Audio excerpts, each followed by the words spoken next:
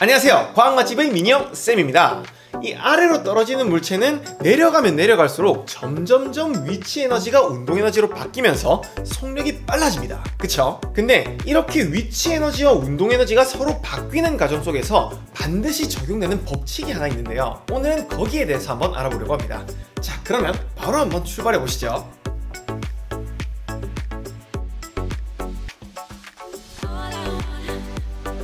네, 바로 수업 한번 시작해 보도록 하겠습니다.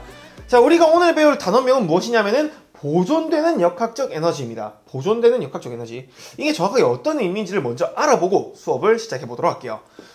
여기 보시면은 지금 보존되는 역학적 에너지니까는 키워드가 두 개라고 할 수 있을 것 같아요. 첫 번째는 뭐냐면은 역학적 에너지고요. 두 번째는 보존입니다. 각각의 의미를 알아본 다음에 이 두 개를 합치면은 이 단원명이 정확하게 뭘 의미하는지를 알 수가 있겠죠. 자, 우선 가장 먼저 역학적 에너지인데요, 요거는 뭔지 우리가 지난 시간에 배웠었죠. 역학적 에너지 뭐였나요? 자, 여러분들 대답하면서 따라와주세요. 우리 지난 시간에 역학적 에너지가 뭐라고 배웠는지 잘 한번 떠올려 보세요. 우리가 기존에 알고 있던 두 개의 개념이 합쳐진 거였어요. 역학적 에너지 뭐였죠? 자, 대답하면서 따라와주세요. 역학적 에너지 뭐였나요? 네, 맞아요. 바로 운동 에너지와 위치 에너지가 합쳐진 것을 보고 우리는 역학적 에너지라고 했었죠. 그래서 이 역학적 에너지라는 것은 운동 에너지하고 위치 에너지를 합친 것을 보고 역학적 에너지라고 한다라는 거 지난 시간에 배웠던 거 기억나시죠? 그렇죠?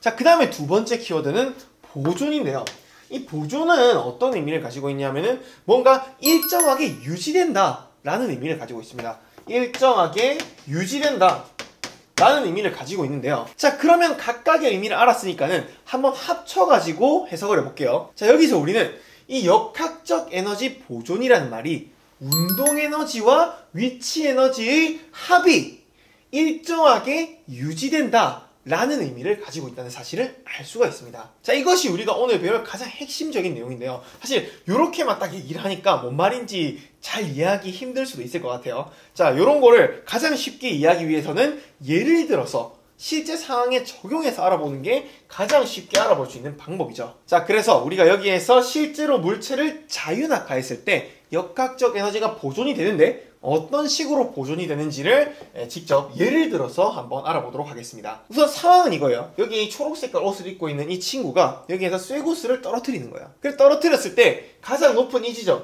그리고 중간 지점, 가장 낮은 이 지점, 각각의 지점에서 위치 에너지와 운동 에너지가 각각 어떻게 되는가 를 확인해보는 실험인데요, 우리가 지금 이 여건상 실험을 직접 할 수는 없는 상황이기 때문에 이 각각의 위치에서 운동 에너지와 위치 에너지가 어떻게 될지를 추측을 해보도록 합시다. 우선은 그러기 위해서 이 쇠구슬이 질량을 알아야겠죠. 쇠구슬이 질량은 임으로 줄 건데 얼마로 줄 거냐면 10kg을 줄 겁니다. 쇠구슬 치고는 상당히 무겁죠. 여러분들이 이 계산을 조금 수월하게 하도록 하기 위해서 부득이하게 조금 많이 무거운 쇠구슬을 가지고 왔습니다. 자, 그리고 그 다음에 이제 높이를 알아야 될 텐데요, 이 높이는 각각 나눠가지고 여기가 10m, 그리고 여기도 10m, 거인이었네. 알고 보니까 거인이다 보니까는 아무래도 이 10kg 짜리 쇠구슬도 쉽게 들었다 놨다 할 수가 있다고 칩시다. 알겠죠? 자, 그래가지고 이제 이런 상황인데 각각의 위치에서 위치 에너지와 운동 에너지를 계산을 한번 해볼게요. 우선 가장 높은 위치입니다. 가장 높은 위치에서는 잡고 놨잖아요. 그쵸? 잡은 상태에서 놨잖아요. 자, 그러면은 놓자마자 딱 놓는 직후에는 운동 에너지가 얼마일까요? 아니, 운동 에너지 먼저 하지 말고 속력이 얼마일까요? 딱 놓으면은 속력이 딱 놓자마자 얼마겠어요? 자, 여러분들 대답하면서 따라와 주세요. 딱 놓자마자 속력이 얼마겠죠? 자, 여러분들 육성으로 대답을 해주세요. 알겠죠? 자, 딱 놨어요. 놓으면은 놓자마자 이 공에, 이 쇠구슬에 속력 얼마일까요? 속력은 없겠죠. 속력은 0이겠죠. 그쵸? 그러니까 속력이 0이니까는 운동에너지도 얼마다? 운동에너지도 0이다. 이해되죠? 네, 그래서 가장 높을 때는 운동에너지는 0이다. 0줄이다. 여기까지 이해되죠? 자, 그 다음에 위치 에너지를 볼 건데요, 위치 에너지는 지금 우리가 공식을 알고 있죠. 공식을 따르면은 위치 에너지는 이제 9.8 곱하기 높이가 20m예요. 높이가 20m니까는 20 곱하기, 자, 그 다음에 질량은 10kg이죠. 그래서 여기다가 10을 곱해주게 되면은 요 값이 얼마가 나오냐면은 1960줄이 나오게 됩니다. 자, 그래서 이 가장 높은 위치에서의 위치 에너지는 1960줄, 그 다음에 운동 에너지는 0줄이다 요걸 일단 첫 번째로 알 수 있고요. 자, 그 다음에 가운데로 가보겠습니다.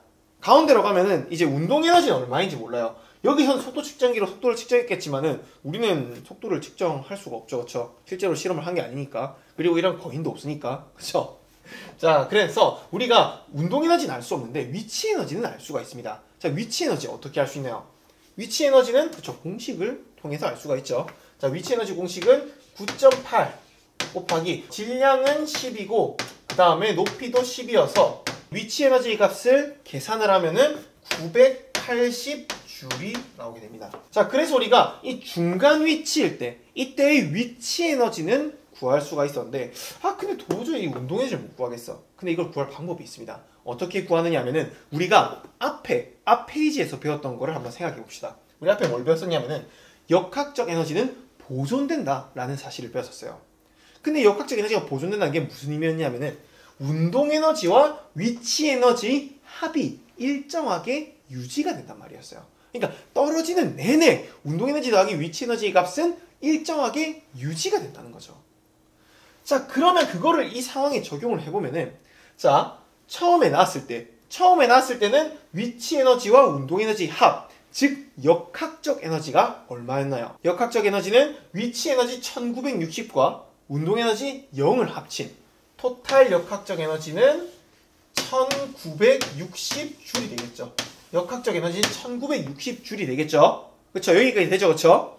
자, 근데 이 1960줄이라고 하는 역학적 에너지 양이 여기 중간에 와서도 그대로 보존이 된다는 거예요. 자, 근데 여기에서 위치 에너지가 980줄이야. 그러면은 운동 에너지가 얼마가 돼야지 이 역학적 에너지가 1960이 될 수 있을까요? 자, 여러분들 대답하면서 따라와 주세요. 자, 이 위치 에너지 980줄이에요. 요거 더하기 운동 에너지를 해주면은 그게 역학적 에너지인 1960줄이 돼야 돼요. 자, 그러면 운동 에너지 얼마야 되죠? 운동 에너지는 바로 그쵸, 980줄이야죠. 여기까지 이해되시나요? 자, 지금 보시면은 위치 에너지와 운동 에너지 합이 여기서도 1960, 이 위에서도 1960 똑같이 유지가 보존이 되고 있습니다. 알겠죠? 자, 그러고 나서 그 다음에 가장 낮은 부분에서는 더 쉬워요. 가장 낮은 부분에서는 이제 바닥에 있는 거기 때문에 위치 에너지가 얼마겠어요? 자, 여러분들 대답하면서 따라와 주세요. 자, 위치 에너지 얼마겠죠? 가장 낮은 부분이니까 높이가 0인 부분이니까 위치 에너지가 얼마일까요? 위치 에너지는 대답. 자, 위치 에너지는 0이겠죠. 그렇죠? 그래서 위치 에너지는 0줄이야. 자, 근데 위치 에너지와 운동 에너지 합이 얼마야 되나요? 위치 에너지와 운동 에너지 합은 역학적 에너지인데 그 역학적 에너지는 계속 얼마였어? 계속 1960이었잖아요. 그러니까 여기서도 위치 에너지와 운동 에너지 합이 1960이어야 되고, 자, 그러면은 이 운동 에너지 값은 얼마가 나오게 될까요? 이 운동 에너지 값은 그쵸, 바로 1960줄이 된다라는 거예요. 어때요? 생각보다 어렵진 않죠, 그쵸? 자, 계속 1960, 1960, 1960 역학적 에너지가 계속 유지가 된다. 보존이 된다. 라는 거예요. 이렇게 예를 들어 설명하니까는 조금 더 잘 이해가 되죠. 자, 그런데 여기에서 이제 그치면 너무 쉽겠죠. 그쵸? 계속 그냥 덧셈만 뺄셈만 할 줄 알면은 다 풀 수 있는 거 아니에요. 그쵸? 그래서 여기서 이제 한 단계 어려워지면은 문제가 어떤 식으로 나오냐 하면은 이런 식으로 나옵니다. 이번에는 운동 에너지를 물어보는 게 아니라 속력을 물어보는 거예요. 이 각각의 위치에서 운동 에너지 값들을 다 따로따로 구할 수가 있죠. 그래서 이 운동 에너지를 통해서 속력을 구하는 겁니다. 속력은 어떻게 구하느냐 하면은 요건 사실 뭐 우리가 예전에 했던 거에서 크게 다르지 않죠. 그렇죠? 자, 보면은 가장 높은 곳에서는 운동 에너지가 얼마였어요? 가장 높은 곳에서는 운동 에너지 얼마나 나와 있나요? 운동 에너지는 0줄이라 했었죠. 그렇죠? 운동 에너지는 0이었어요. 그렇기 때문에 여기에서 운동 에너지는 0줄이고, 그렇기 때문에 속력은 얼마다? 속력은 그냥 0m/s다. 굉장히 쉽죠, 그쵸? 요거는 뭐 별로 계산할 게 없는 엄청 쉬운 건데, 그리고 사실 우리가 앞에서 했잖아요. 놓자마자는 속력이 0이었다 라고 했잖아요. 그쵸? 뭐 우리가 이걸 이미 전제하고 있기 때문에 값이 이렇게 나올 수밖에 없는 거겠죠. 자, 그 다음에 이제 중간까지 탁 내려갔습니다. 중간까지 탁 내려갔는데, 근데 이 중간에서의 속력이 얼마냐 이거예요. 요거는 약간 구하기가 힘들어 보이죠. 근데 운동 에너지를 알고 있기 때문에 사실 그렇게 어렵지 않아요. 자, 운동 에너지 얼마였냐 하면은 이 중간에서는 운동 에너지가 980줄이었어요. 이 중간에서는 운동 에너지가 980줄이기 때문에 요것이 이제 2분의 1 곱하기 질량 곱하기 속력의 제곱이죠. 그렇죠? 자, 그런데 여기에서 질량이 얼마입니까? 이 질량이 아까 이 쇠구슬의 질량이 얼마라 했어요? 이 굉장히 무거운 쇠구슬, 이 녀석 질량이 얼마였나요? 질량이 무려 10kg이 됐었죠. 그렇죠? 그래서 이 쇠구슬의 질량은 10이었고요. 그렇죠?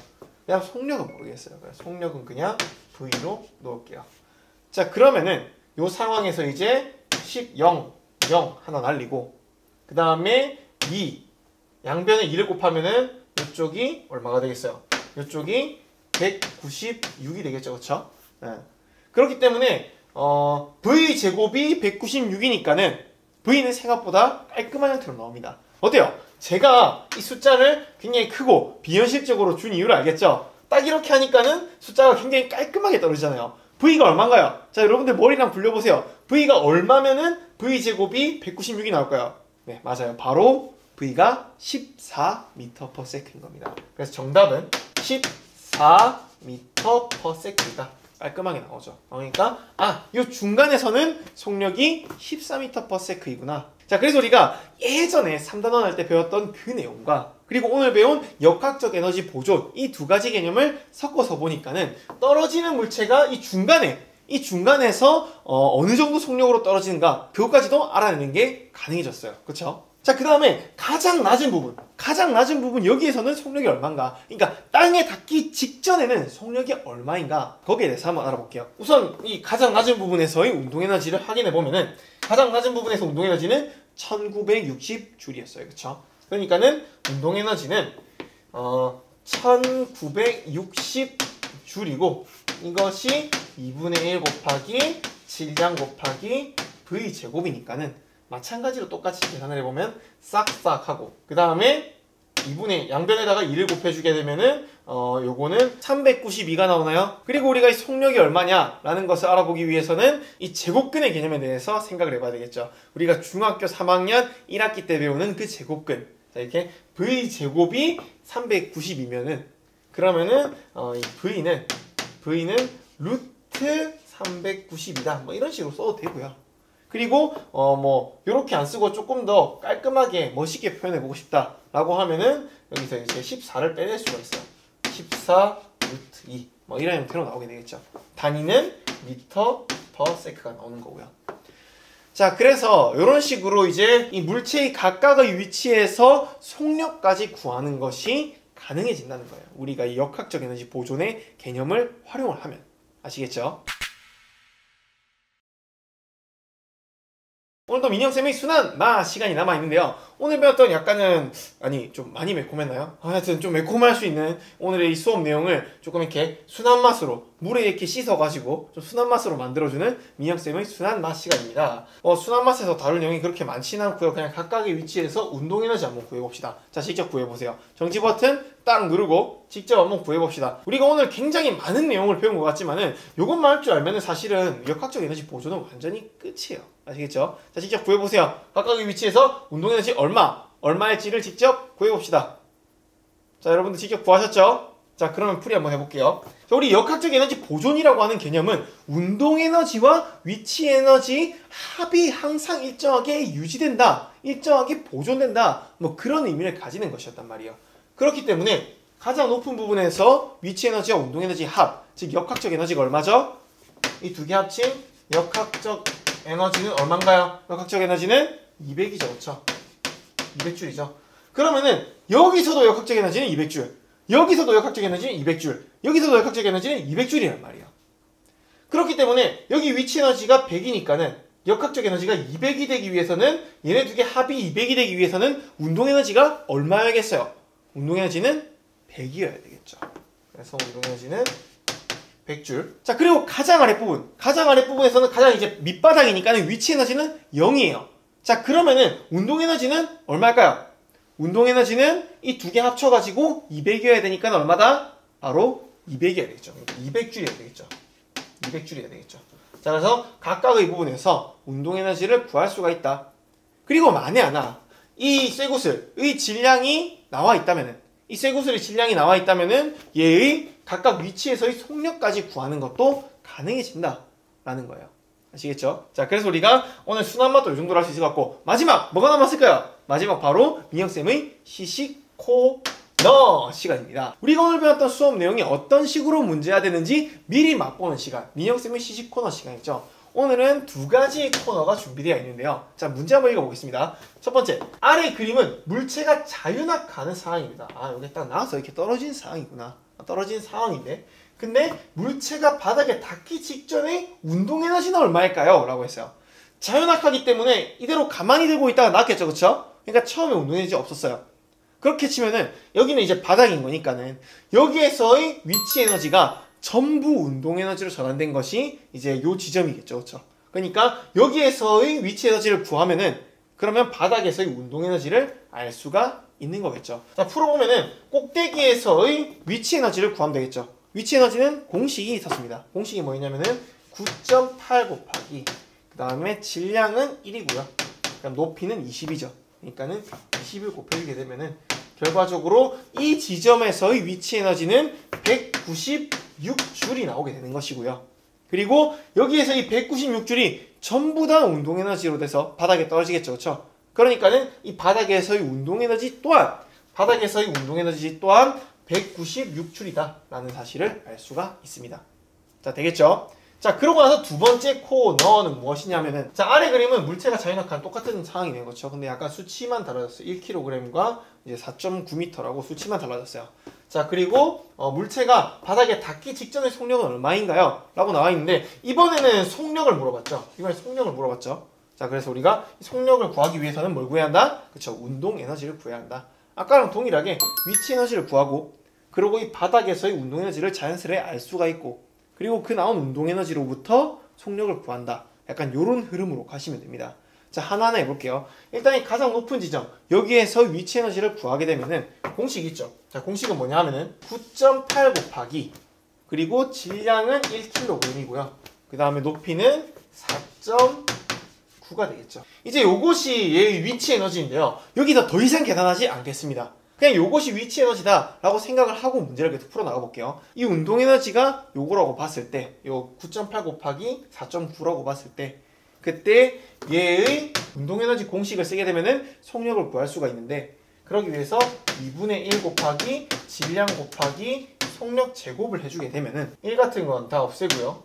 그리고 여기 이제 2분의 1은 양변에 1을 곱하면 되겠죠. 그래서 양변에 1을 곱할 건데 얘 날아가고 곱하기 2가 되겠죠. 그래서 우리가 요게 9.8이고 요게 9.8이기 때문에 이 왼쪽 항은 9.8의 제곱이 될 거 아니에요. 그리고 9.8의 제곱이 속력의 제곱이다 라고 나오는 것이기 때문에 결과적으로 물체의 속력, 바닥에서의 속력은 9.8 m/s이다 이렇게 나오는 거예요. 그러니까 사실 이런 문제가 진짜 여러분들의 센스를 물어보는 문제죠. 그냥 이거를 갖다가 다 일일이 9.8 곱하기 4.9 한 다음에 거기 또 운동에너지 공식 넣어가지고 뭐 또 넘기고 쪼쪼의 제곱근 풀고 이런 식으로 풀면은 이제 약간 센스가 조금 부족한 친구들. 그리고 이제 이런 식으로 문제를 조금 세련되게 풀 수가 있다면은 시험 상황이라고 가정했을 때 다른 문제를 풀 시간이 조금 더 많이 주어지겠죠, 그렇죠? 네, 그래서 약간 이렇게 센스가 있나 없나까지 알아볼 수 있는 문제였습니다. 그래서 여기까지 하면은 오늘 수업은 완전히 끝이 났습니다. 아예 감사합니다. 고생 많으셨습니다. 아마 여러분들 이번 시간에 숫자가 굉장히 많이 나왔어요, 그렇죠? 그러다 보니까는 조금 수업이 길게 느껴지셨을 수도 있고 아니면 조금 어렵게 느껴지셨을 수도 있을 것 같아요. 아무튼 여러분들 끝까지 듣느라 정말로 고생 많으셨고요. 저는 다음 시간에 더욱 재미있고 유익한 수업으로 찾아오도록 하겠습니다. 저는 과학 맛집의 민혁 쌤이었습니다. 안녕.